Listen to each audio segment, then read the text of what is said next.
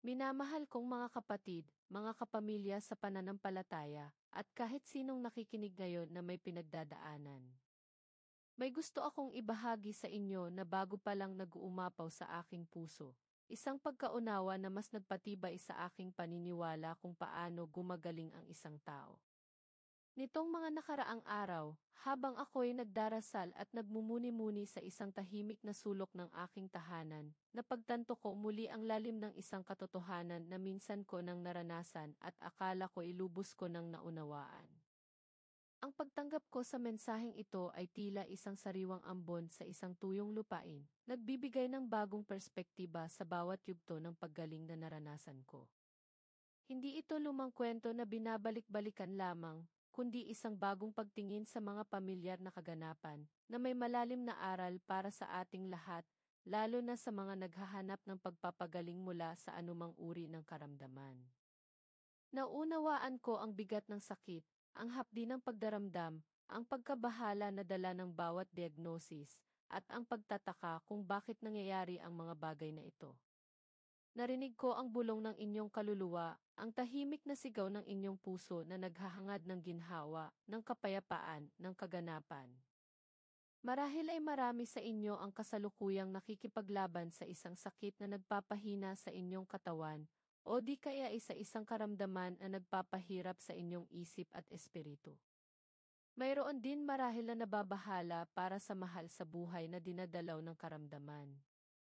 Nakikita ko ang inyong pagtangis, ang inyong pagkabahala, at ang inyong pagnanais na makalaya mula sa tanikala ng pasakit. Sa loob ng matagal na panahon, naging bahagi ng aking buhay ang paghahanap ng kasagutan sa tanong na ito, paano nga ba tayo pinagagaling ng Diyos? At ngayon, may bago akong pananaw, isang mas malalim na pagkaunawa na gusto kong ibahagi sa inyo, hindi lang bilang isang patotoo, kundi bilang isang bukal ng pag-asa na magtuturo sa inyo ng landas tungo sa inyong sariling pagpapagaling. Hindi ito tungkol sa isang mabilisang solusyon o isang magic potion. Ito ay tungkol sa isang paglalakbay, isang pagtuklas, at isang muling pag-unawa sa kapangyarihan ng pananampalataya at ng walang hanggang pag-ibig ng ating lumikha. Kung bakit ngayon ko ibinabahagi ito ng may ganitong kabigat na diin, ay dahil alam kong marami sa atin ang naghahanap ng sagot, naghahanap ng pag-asa sa gitna ng matinding hamon. Nais kong ipahayag sa inyo na ang Diyos ay may paraan, isang paraan na kung minsan ay hindi natin naunawaan sa simula, ngunit sa huli ay nagbubunyag ng kanyang kadakilaan at pagmamahal.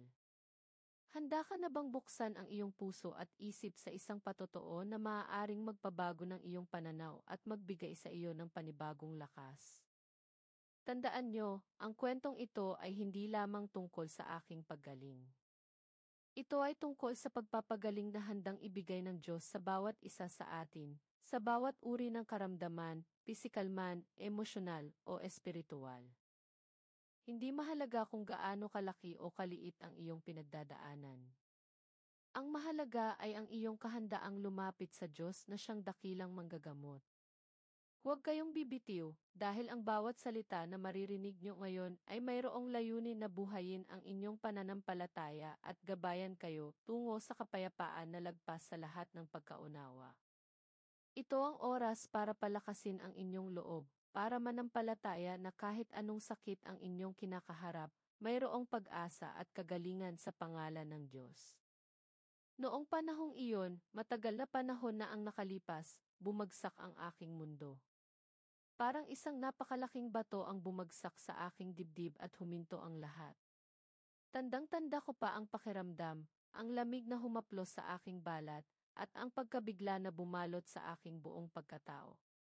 Nasarurok ako ng aking propesyon, puno ng pangarap, puno ng sigla, at akala ko'y walang makapagpapabagsak sa akin. Nakatayo ako sa tuktok ng bundok, handang yakapin ang lahat ng pagkakataon na iniaalok ng buhay. Pero ang buhay, tulad ng alam nating lahat, ay may sariling plano, at kung minsan, ang mga plano ng buhay ay hindi umaayon sa ating inaasahan. Nagsimula ang lahat sa isang simpleng sakit, isang kirot na akala ko'y panandalian lamang.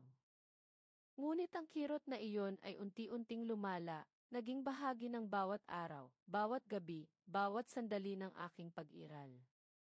Ang pagkapagod ay hindi na lang dahil sa pagtatrabaho, kundi isang matinding panghihina na hindi ko maipaliwanag.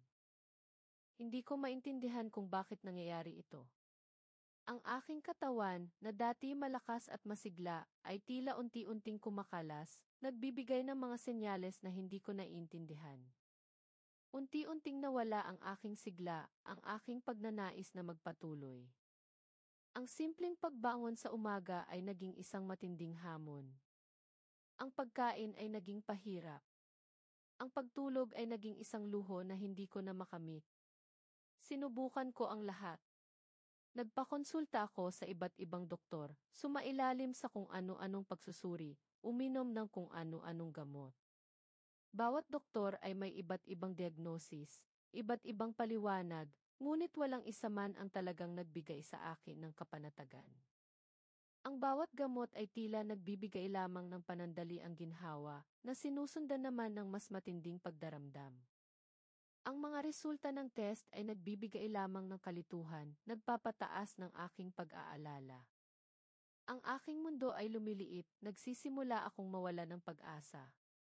Nawala ang aking trabaho, nagkaroon ng matinding epekto sa aking pananalapi. Ang aking mga kaibigan, kahit na sinusubukan nilang intindihin, ay unti-unting lumayo, marahil dahil hindi nila maintindihan ang lalim ng aking pinagdadaanan. Naramdaman ko ang pag-iisa, ang pagiging tila isang isla sa gitna ng malawak na karagatan ng kawalan ng katiyakan.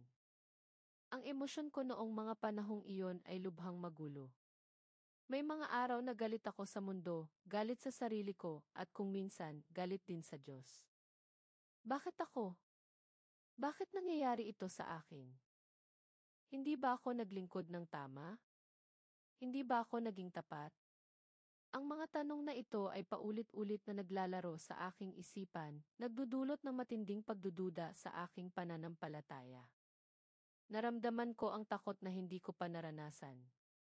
Takot sa hindi nalalaman, takot sa hinaharap, takot na hindi na ako gagaling. May mga gabi na umiiyak ako ng tahimik, nagtatago sa ilalim ng kumot, nagdarasal na sana ay matapos na ang lahat ng paghihirap na ito. May mga umaga na ayaw ko nang bumangon, gusto ko na lang manatili sa dilim, sa katahimikan ng aking paghihirap. Ang pag-asa ay tila isang kandila na unti-unting naubos, at natatakot akong tuluyan itong mawala. Sa gitna ng lahat ng ito, may isang boses na patuloy na bumubulong sa aking isipan, isang boses na minsan kong pinakinggan, minsan kong nilimot. Ito ang boses ng pananampalataya, ang boses ng Diyos. Hindi ito isang malakas na sigaw, kundi isang banayad na paalala na mayroon pang pag-asa, na hindi pa tapos ang aking kwento. Sa bawat paglubog ko sa kawalan ng pag-asa, mayroong isang banayad na liwanag na pilit na sumisilip, nagpapaalala sa akin ng pangako ng Diyos. Natatandaan ko pa ang isang hapon, habang ako'y nakaupo sa tabi ng bintana, nakatingin sa labas, sa mga taong naglalakad, na tila walang pinagdadaanan, naramdaman ko ang matinding pangungulila sa Diyos. Naging mahirap ang panalangin, tila walang salitang lumalabas sa aking labi. Ngunit kahit sa katahimikan, naramdaman ko ang kanyang presensya, ang kanyang pagmamahal na hindi nagbabago. Sa puntong iyon, sa pinakamababang bahagi ng aking buhay, nagpasya akong lumapit muli sa Diyos, hindi dahil sa obligasyon, kundi dahil sa kawalan ng iba pang pagpipilian. Wala na akong iba pang mapupuntahan. Walang doktor ang nakapagbigay ng kumpletong sagot. Walang gamot ang nakapagbigay ng pangmatagalang kagalingan. Ang tanging natitirang sandalan ko ay ang Diyos. Sa mga oras na iyon, nagsimula akong magbasa muli ng kanyang salita, hindi lang para sa kaalaman, kundi para sa pag-asa, para sa buhay. Nakakita ako ng mga bersikulo tungkol sa pagpapagaling, tungkol sa pagpapanumbalik, tungkol sa kanyang kakayahang gawing posible ang imposible. Ang bawat salita ay tila isang patak ng tubig sa aking tuyong kaluluwa, unti-unting nagbibigay ng bagong buhay. Hindi ito nangyari ng biglaan. Hindi ito isang kidlat na bumaba mula sa langit at bigla akong gumaling. Ito ay isang proseso, isang paglalakbay ng pananampalataya, ng pagtitiwala, ng pagbibitiw. Sa bawat araw na lumilipas, sa bawat pahina ng Biblia na aking binabasa, sa bawat panalangin na aking iniaalay, naramdaman ko ang unti-unting pagbabago.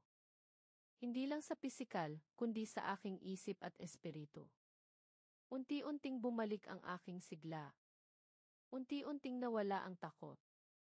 Unti-unting napalitan ng pag-asa ang kawalan ng pag-asa. Nagsimula akong magkaroon ng ganang lumabas, makipag-ugnayan sa ibang tao, at muling mangarap. Ang sakit ay nandoon pa rin, ngunit ang aking pananaw dito ay nagbago. Hindi na ito ang sentro ng aking buhay. Ang sentro na ngayon ay ang Diyos at ang kanyang pangako.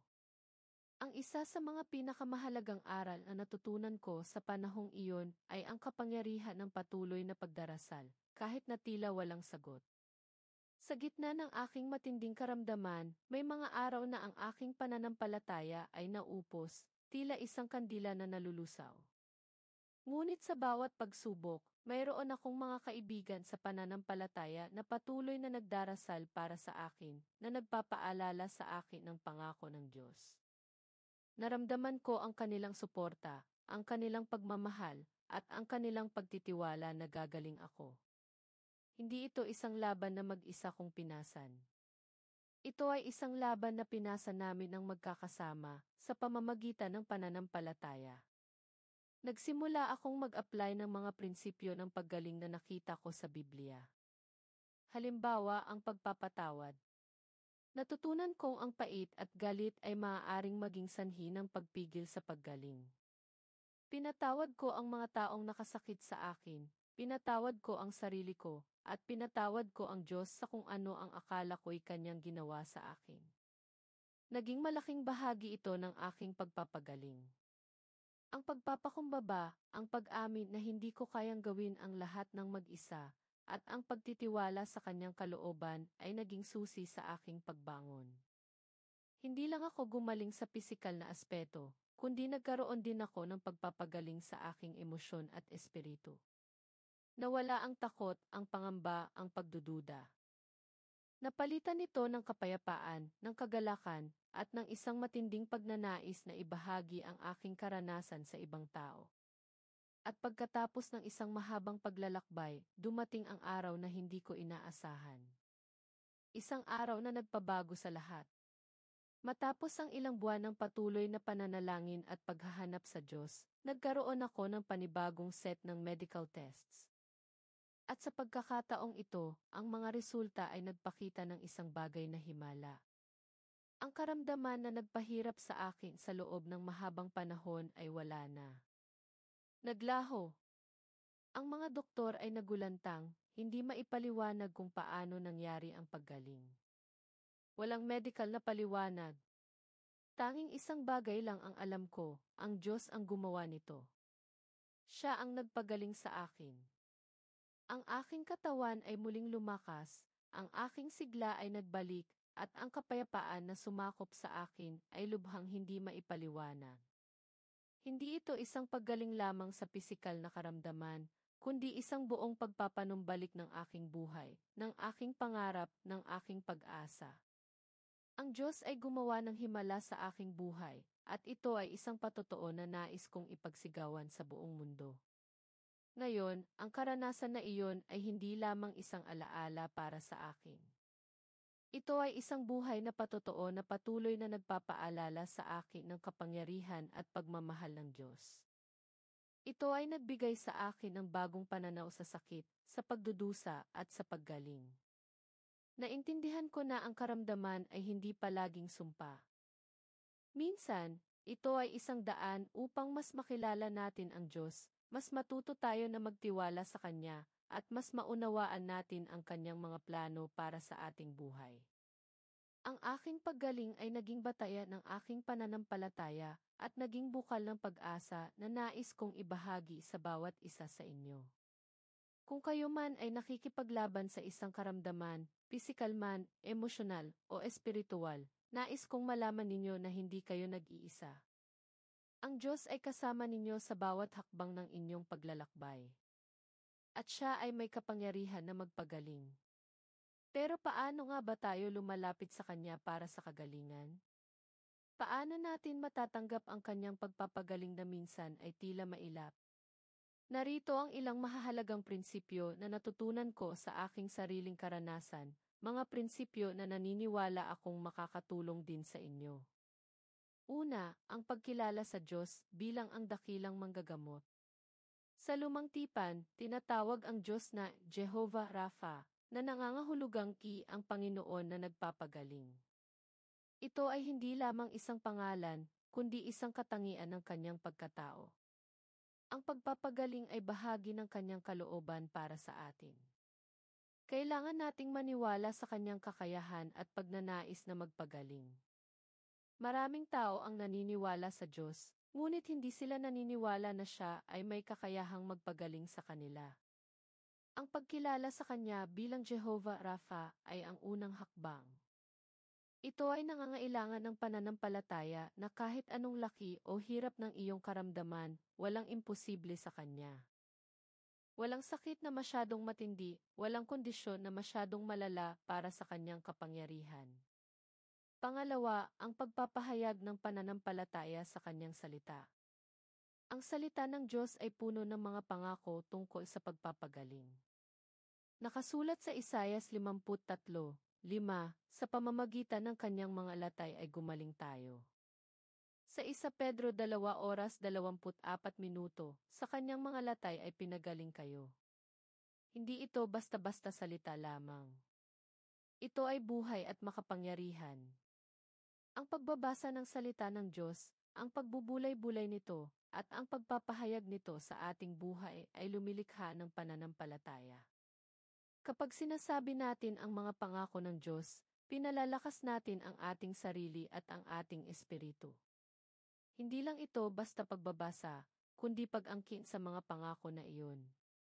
Isipin ninyo, ang bawat salita mula sa Kanya ay may kapangyarihang maging katotohanan sa inyong buhay. Hayaang lumagos ang Kanyang salita sa inyong kalooban at hayaan itong magtanim ng binhi ng paggaling. Pangatlo, ang patuloy na pananalangin ng may pananampalataya.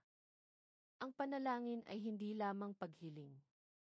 Ito ay pakikipag-ugnayan sa Diyos. Ito ay paglalabas ng ating puso sa Kanya. Sa Santiago 5:15, sinasabi, at ang panalangin ng pananampalataya ay magliligtas sa may sakit, at ibabangon siya ng Panginoon. Ang panalangin na may pananampalataya ay may kapangyarihan. Hindi ito panalangin ng pagdududa, kundi panalangin ng pagtitiwala na naririnig tayo ng Diyos at sasagutin niya ang ating mga panalangin ayon sa kanyang kalooban. Huwag kayong mapagod magdasal.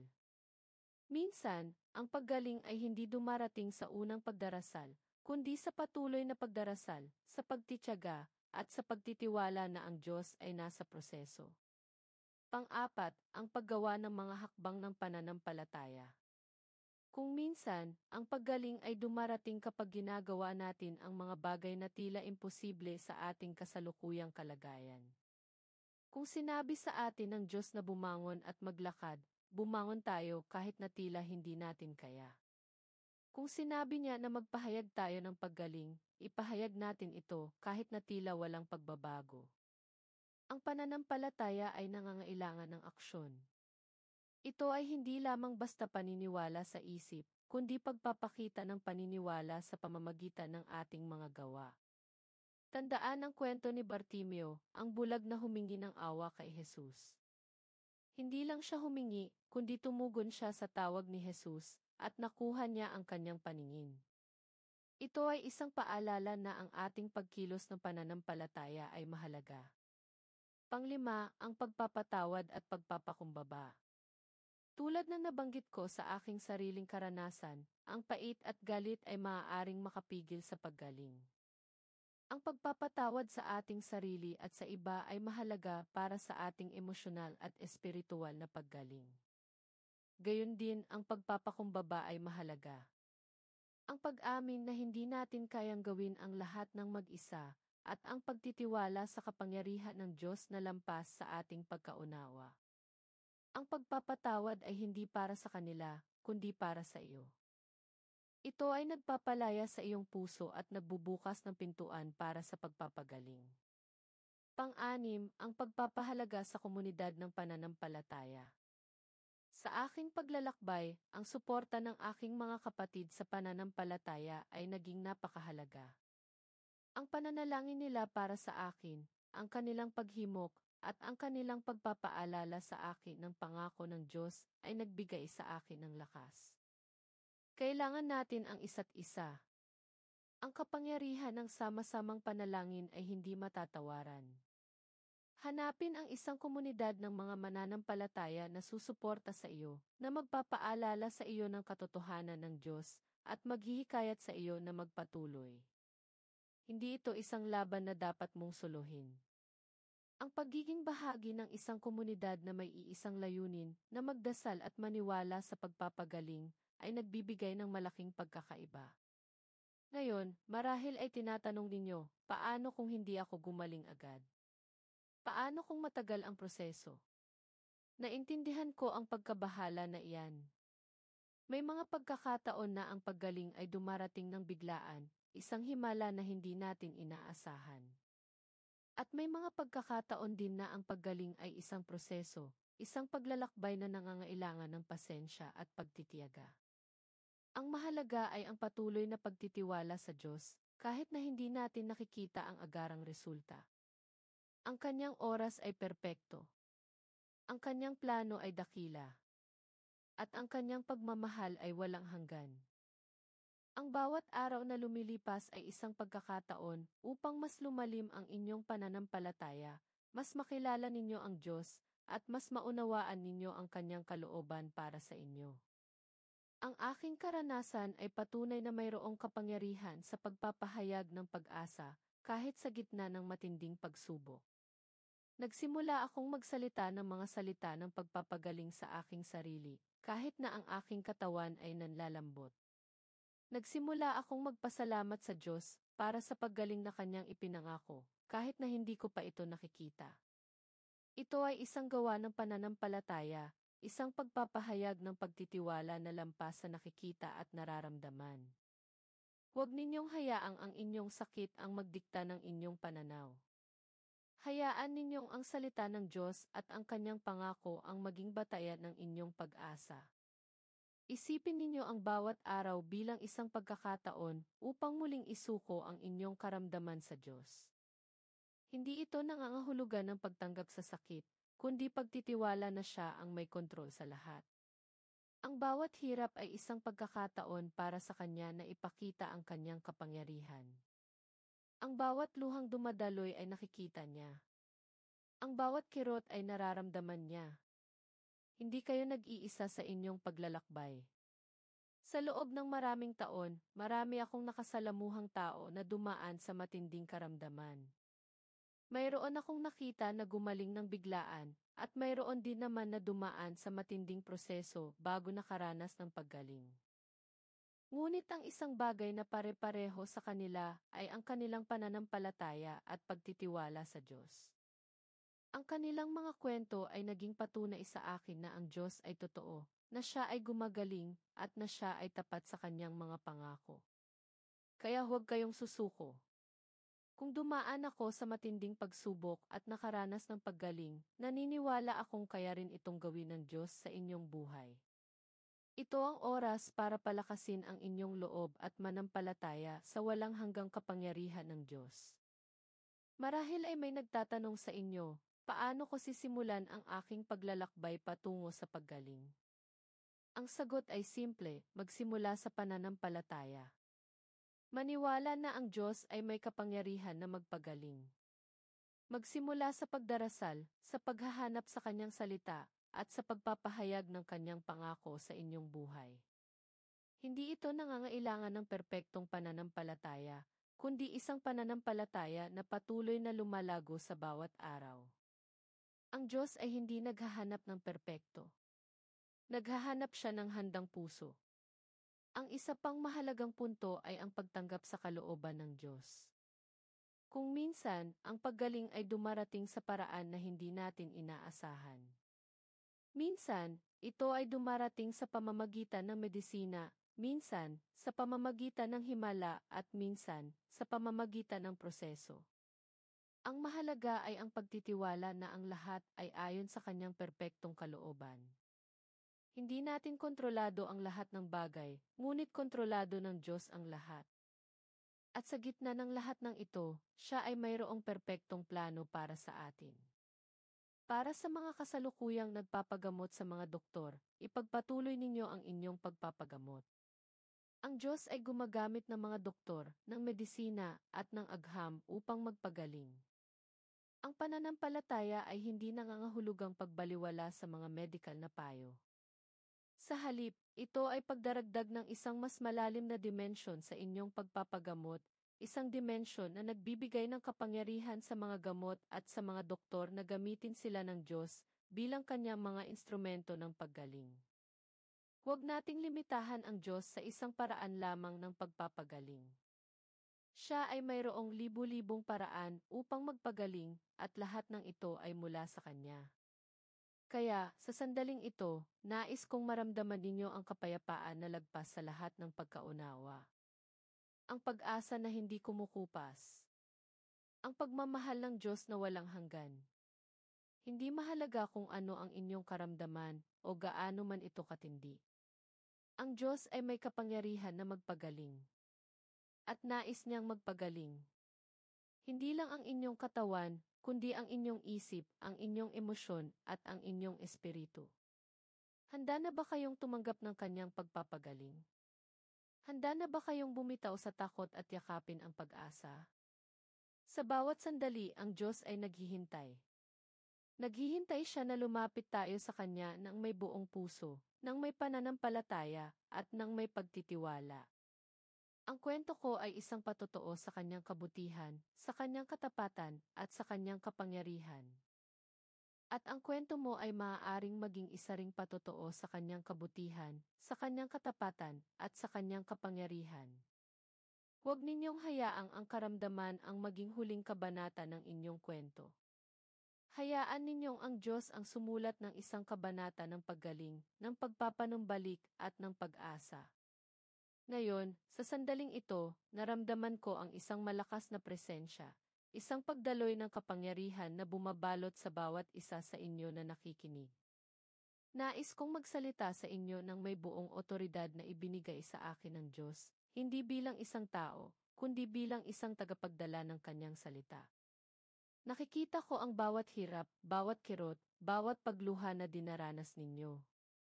At sa pangalan ni Jesus, ipinapahayag ko ang pagpapagaling sa inyong buhay.